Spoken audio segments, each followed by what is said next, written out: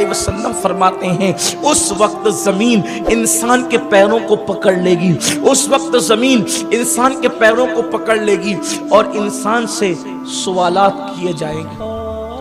इंसान के पैरों को ज़मीन पकड़ेगी और ज़मीन उस वक्त तक के इंसान के पैरों को नहीं छोड़ेगी जब तक अल्लाह उससे चंद सवालात न कर ले, अल्लाह ताला उससे कुछ पूछ न ले और वो उसका जवाब सही तौर पर न दे, उस वक्त तक कि उसकी छूट नहीं होगी।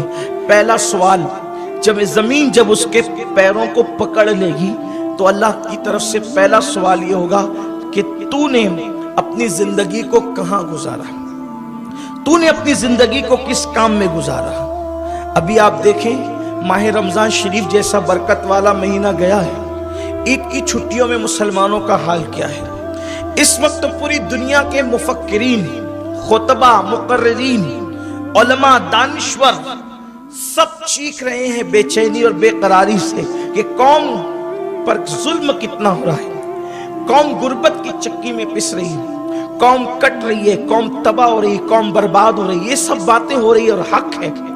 मैं आपसे पूछना चाहता हूं, जरा कौम अपने करतूत भी तो देखें, लोग अपने हालात भी तो देखें।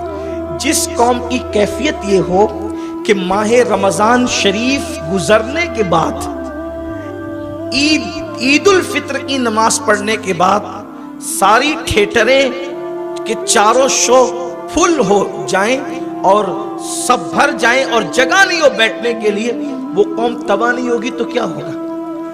क्या असर है रमजान शरीफ के रोजों का हमारी जिंदगी पर, क्या असर है तरावी का हमारी जिंदगी पर, क्या असर है नमाजों का हमारी जिंदगी पर, क्या असर है इबादतों का और तिलावतों का हमारी जिंदगी पर। हाल यही है कि रमजान शरीफ से जैसे पहले थे रमजान शरीफ के बाद वही हाल, बल्कि रमजानुल मुबारक में भी तब्दील ना हो सके, माह रमजान शरीफ की बरकतें हमें बदल न सकी। ये मुसलमानों की कैफियत है। ऐसी कौम तबाह व बर्बाद ना होगी तो क्या होगा। मेरे प्यारे आका सल्लल्लाहु अलैहि वसल्लम के प्यारे दीवानों, अल्लाह के हबीब गैबदा नबी सल्लल्लाहु अलैहि वसल्लम ने फरमाया, तुमसे पूछा जाएगा तुमने अपनी जिंदगी को कहाँ गुजारा। मुसलमानों जरा उस दिन का गौर करो, तसव्वुर करो, जिब्रील अमीन जैसा फरिश्ता खुदा की हैबत से कांपता होगा, हजरत आदम नफ्सी नफ्सी करते होंगे, हजरत नूह नफ्सी नफ्सी करते होंगे, अंबिया की जबान पे मेरे आका के सिवा सबकी जबान पे नफ्सी नफ्सी होगा। उस वक्त कुदरत कहेगी अपनी जिंदगी को तूने कहां गुजारा, बताओ अपनी जबानों में ये ताकत कहां से लाओगे, ये कहने के लिए जबान में ताकत कहां से लाओगे कि हम ईद के दिन भी फिल्म खानों में बैठते थे। अल्लाह फरमाते हैं, पूछा, अल्लाह के रसूल फरमाते हैं, पूछा जाएगा तूने अपनी जिंदगी कहां गुजारा। उसी जिंदगी के अंदर तो रमजान शरीफ भी है ना, उसी जिंदगी में तो शव्वाल भी, उसी जिंदगी में पूरी जिंदगी है। पैदा होने से लेके मरने तक मुझे बताओ, अल्लाह पूछेगा अपनी जिंदगी कहां गुजारा। सोचो कहां कहां बैठते हो, क्या क्या करते हो, कैफियत क्या है, जिंदगी कैसे गुजर रही है। यही जिंदगी है कि हम माह रमजानुल मुबारक का वो कि गुजरने के बाद पहला दिन जिसे ईद उल फित्र कहते हैं। फिर हमारे यहाँ का जुमा तो बड़ा मशहूर है, अल्लाह ताला नजर बद से बचाए, लेकिन जुमातुल मुबारका की बस इतना ही, 2 रकअत के मुसलमान। जुमा के बाद क्या करते हो, जुमा से पहले क्या करते हो, जुमा के बाद क्या करते हो। सिर्फ 2 रकअत के मुसलमान हैं हम। हमारी कैफियत क्या है। इतने मुबारक दिन भी जो सैयदुल अय्याम है, मोमिनों की ईद का दिन, उस दिन भी कोई फिल्म खाने में, कोई शराब के अड्डे पे, कोई जिना के अड्डे पे, कोई जुए के अड्डे पे। जरा बोलो तो सही, बताओ तो सही, अल्लाह को क्या जवाब दे। यार कोई मुल्ला जी पकड़ के पूछ ले कि अपने हफ्ते भर कैसे गुजारे, तो हम उसके सामने जवाब देने की हैसियत नहीं रखते, अल्लाह के सामने क्या जवाब दे। बोलो वो दिन आएगा, उस दिन का जो इनकार करे वो काफिर है, मुसलमान नहीं हो सकता। जिसे यौम आखिरत कहते हैं उसका मुनकिर काफिर है, वो मुसलमान नहीं है। मोमिन होने के लिए जरूरी है कि जैसे अल्लाह के रसूल सल्लल्लाहु अलैहि वसल्लम जो सब बातें लेकर आए हैं, जैसे सबकी तस्दीक करना जरूरी है, वैसे आखिरत की तस्दीक किए बगैर कोई मोमिन नहीं हो सकता। उस दिन अल्लाह पूछेगा अपनी जिंदगी कहां गुजारी। क्या हम यही जवाब देंगे کہ ہم نے تو اپنی زندگیاں عورتوں پہ بدنظری کرنے میں گزاری، ہم نے تو اپنی زندگیاں موبائل کے اندر گندی فلمیں دیکھنے میں گزاری۔ کیا سب اسی دنیا کے اندر رہنا ہے؟ اسی دنیا کے اندر ہمیشہ رہنا ہے؟ یہ دنیا ہمیشہ کی قرارگاہ ہے، یہ دنیا ہمیشہ کی قیام گاہ ہے، کہ دنیا سے کبھی کچھ نہیں کرنا ہے۔ وہ درجنوں جنازے جو تم نے اپنے کندھوں پہ اٹھا کر کے قبرستان پہنچائے ہیں، کیا کبھی تصور نہیں کرتے کہ جس طریقے سے ہم کسی کو اپنے کندھوں پہ سوار کر کے قبرستان لے جا رہے ہیں، ایک دن جلد آنے والا ہے کہ لوگ ہمیں بھی اسی طرح جنازے میں سوار کر کے قبرستان لے جائیں گے۔ ایک دن وہ ضرور آئے گا۔ اللہ اکبر۔ اپنی آنکھوں کا غلط استعمال کرنے والے، مس یوز کرنے والے، شراب کے اڈوں کو، زنا کے اڈوں کو، جوئے کے اڈوں کو آباد کرنے والے، اپنے پیٹ میں حرام لقمہ ڈالنے والے، زبانوں سے غیبت چغلیاں گانے گانے والے، وہ کیا نہیں سوچتے کہ اللہ تبارک و تعالیٰ نے موت کی تلوار کو اپنے سروں پہ لٹکا رکھی ہے؟ ایک دن وہ ضرور آئے گا جس دن جسم کا رشتہ روح سے ٹوٹ جائے گا۔ اس دن نہ کوئی دوست کام آئے گا، نہ کوئی بھائی کام آئے گا، نہ احباب کام آئیں گے، نہ اقربا کام آئیں گے۔ یہ مال جو تم نے تجوریوں میں سجا رکھا ہے، یہ وارثوں کا ہو جائے گا۔ تمہاری بیویاں تمہاری اجنبی ہو جائے گی، تمہارے بال بچوں سے تم جدا کر دیے جاؤ گے۔ اللہ اکبر۔ معمولی سا کفن جس میں تمہاری پسند اور ناپسند کا کوئی خیال نہیں کیا گیا ہے، وہ کفن تمہارے جسم پہ لپیٹ دیا جائے گا۔ چند میٹر کفن اپنی دولت پہ اترا کے میرے اللہ کو ناراض کرنے والوں، اور میری مائیں اور بہنیں بھی اگر سن رہی ہے، میں ان کی بھی توجہ چاہتا ہوں۔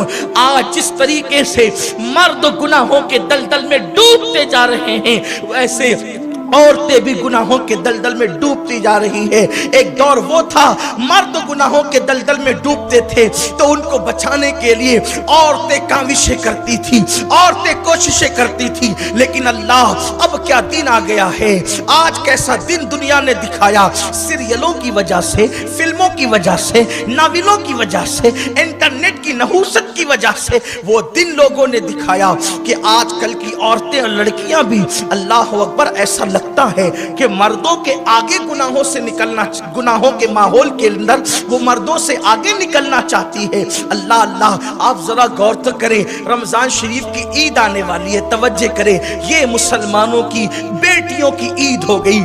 ایک عید وہ تھی، ایک عید وہ تھی، اللہ اکبر، کہ عید کا دن آنے والا ہے، عید کا دن آنے والا ہے، عید کا دن آنے والا ہے، اور خلیفۃ المسلمین کے گھر کے اندر، اللہ اکبر، بچوں کے لیے عید کے کپڑے نہیں ہے، تو ماں اپنے ننھے ننھے بچوں کو یہ کہہ کر سمجھاتی ہے، بیٹا عید کے دن نئے کپڑے پہننا کوئی فرض و واجب نہیں ہے، عید کے دن نئے کپڑے پہننا کوئی نہ فرض ہے نہ واجب ہے، دھلے ہوئے کپڑوں پر بھی عید ہو جائے گی۔ اگر تم نے اپنے باپ کو مجبور کیا تو کہیں ایسا نہ ہو کہ تمہارا باپ تمہاری وجہ سے غلط کاموں میں مصروف ہو جائے یا اللہ کی نافرمانی کر بیٹھے۔ بچوں، دھلے ہوئے کپڑوں پر بھی عید کی جا سکتی ہے۔ اللہ اکبر۔ آپ اندازہ تو کریں، آپ غور تو کریں، ایک ماں اپنے بچوں کو یہ درس دے کر کے بچوں کو دھلے ہوئے کپڑوں پر عید کرنے کے لیے تیار کرتی ہے۔ مسلمانوں کی، ہماری بیٹیوں کی عید کیا ہے؟ پتہ نہیں روزہ رکھا یا نہیں رکھا، کل عید ہونے والی ہے، عید سے ایک دن دو دن پہلے آج ہماری بیٹیاں جو ہے مہندی لگوانے کے لیے کہاں تک، کندھوں تک مہندی، عید کے موقع پر کندھوں تک مہندی لگوانے کے لیے مردوں کے پاس، لڑکوں کے پاس جا رہی ہے۔ یہ بھی نہیں دیکھا جا رہا ہے وہ مسلمان ہے یا کافر۔ یار مسلمان بھی ہو تو کوئی جائز نہیں ہے، بلکہ اگر سگا بھائی بھی ہو اور اس کے سامنے آپ نے، جوان بہن نے کونی کے اوپر کا حصہ کھول دیا تو یہ بھی حرام ہے۔ سگے بھائی کے سامنے بھی کونی کے اوپر کا حصہ جو اوپر کی طرف ہے وہ نہیں کھول سکتی تھی بہن، لیکن افسوس، اللہ اکبر، بغیر آستین کی میکسیاں پہن کر میری قوم کی بیٹیاں مہندی لگانے کے لیے مہندی قلبوں میں داخل ہو رہی ہے، اور ایک جوان کے گھٹنوں پہ ہاتھ رکھ کے، گھٹنے نہیں بلکہ اس کی ران پہ ہاتھ رکھ کے، اللہ اکبر، اپنے سر کو جھکا کر کے اس پوزیشن کے اندر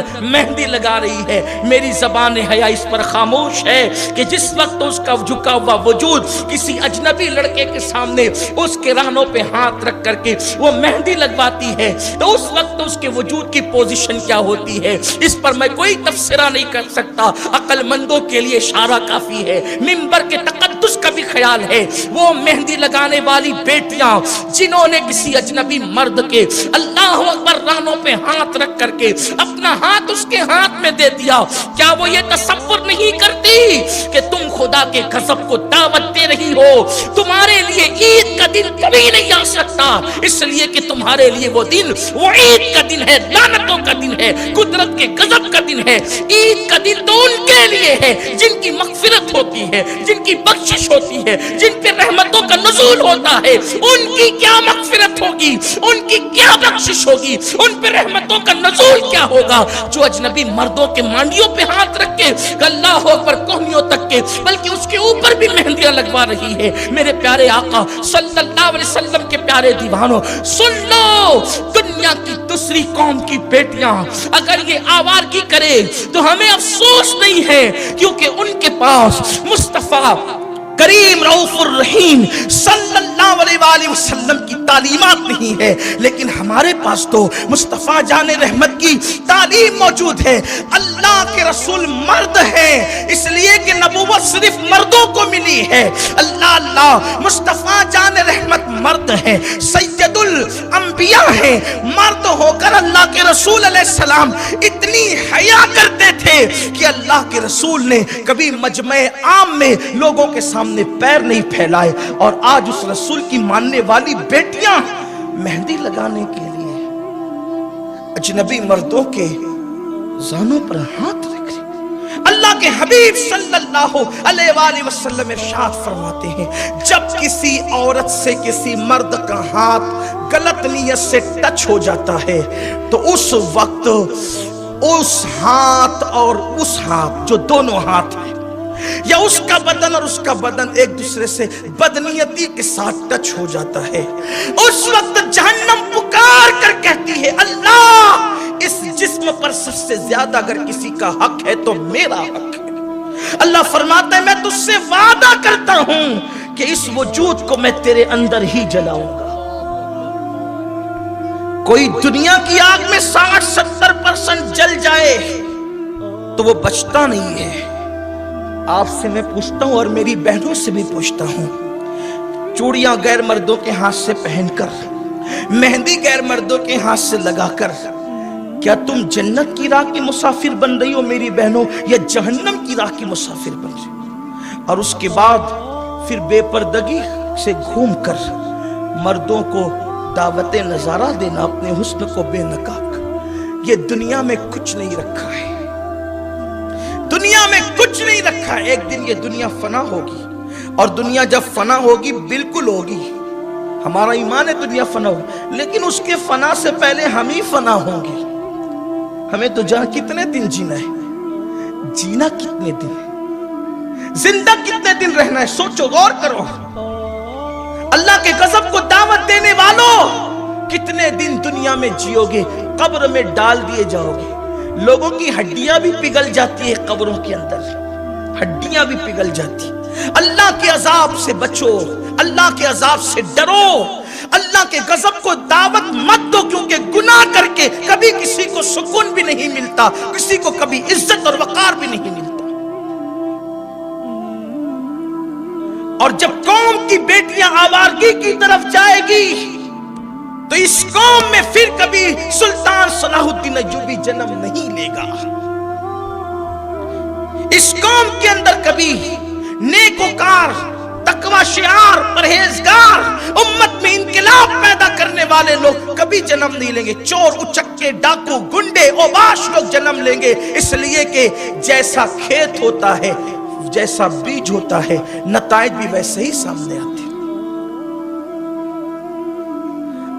آج کیفیت یہ ہو گئی، بیٹیوں کو پردے کا خیال نہ رہا، اور جوان اس قدر اللہ کے سے بے خوف ہو گئے کہ اب تو العیاذ باللہ مسلمان کبھی اس بستی سے گزرتا تھا جس بستی کے اندر برے کام ہوتے تھے، اور کام ہوتا تھا کہ جلدی سے ادھر سے گزر جائیں، تو وہ 1.5-2 کلومیٹر کا چکر کاٹ کر کے جانا گوارا کرتا تھا، لیکن گنہگاروں کی بستی سے گزرنا گوارا نہیں کرتا۔ اور آج ہماری پوری بستی پاپی ہو گئی، ٹی ویوں کی شکل میں، فلموں کی شکل میں ہر گھر میں زنا دیکھا جا رہا ہے، اور جب دیکھا جا رہا ہے تو پھر اس کی نقل بھی کہیں کہیں ہو رہی ہے۔ مگر یہ مت سمجھنا کہ قدرت ہمیں زندگی دے کر بھول گئی ہے، یہ مت سمجھنا قدرت ہمیں جوانی دے کر بھول گئی ہے، یہ مت سمجھنا قدرت ہمیں حسن دے کر بھول گئی ہے۔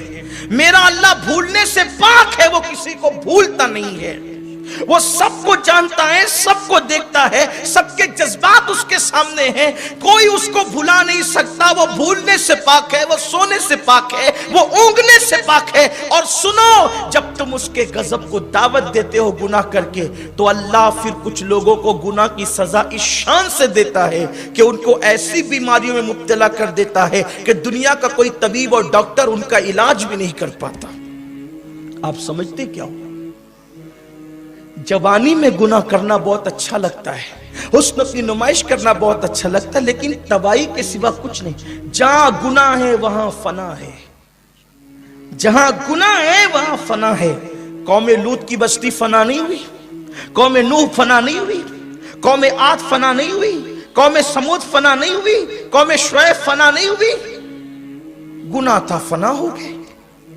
اب گناہ کر کے ہم آباد ہوں گے تو اللہ تبارک و تعالی پہلا سوال کرے گا، زمین جب پیر پکڑ لے گی اپنی زندگی کہاں گزاری؟